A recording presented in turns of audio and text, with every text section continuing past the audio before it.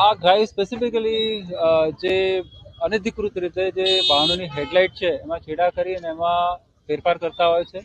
એમાં જે ખરેખર મળવાપાત્ર જે લાઇટ હોય છે એના કરતાં વધારે ઇન્ટેન્સિટીની લાઇટ લગાવી અને રોડ સેફ્ટી માટે જે જોખમી કાર્યવાહી કરતા હોય છે લોકો, એના વિરુદ્ધ આ ડ્રાઈવ કરવામાં આવી રહી છે.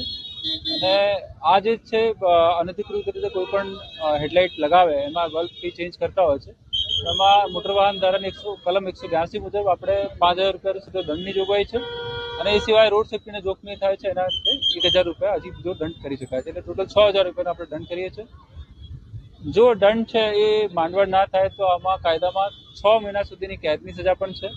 એટલે હું સુરતના તમામ શહેરવાસીઓને અપીલ કરું છું કે આવી રીતે અનધિકૃત રીતે જો આપના વાહનમાં કોઈ હેડલાઇટને લગાવવામાં આવેલ હોય તો એને તાત્કાલિક ધોરણે તમે તમારા તરફથી દૂર કરો, નહીં તો આગામી સમયમાં ખૂબ જ કડક કાર્યવાહી કરવામાં આવશે. લાસ્ટ પૂરા મહિના દરમિયાન આપણે એક સ્પેશિયલ ડ્રાઈવનું આયોજન કરેલું હતું. અમારા જે ચેકપોઇન્ટ્સ છે એના પર પણ સ્પેશિયલી આ અનધિકૃત રીતે જે એલઈડી લગાવવામાં આવે છે એના પર ડ્રાઈવ કરવામાં આવે છે ને લગભગ 250 જેટલા વાહનોને અમે દંડ્યા છે. અને આગામી સમયમાં પણ આના પર ખૂબ કડક કાર્યવાહી કરવામાં આવનાર છે.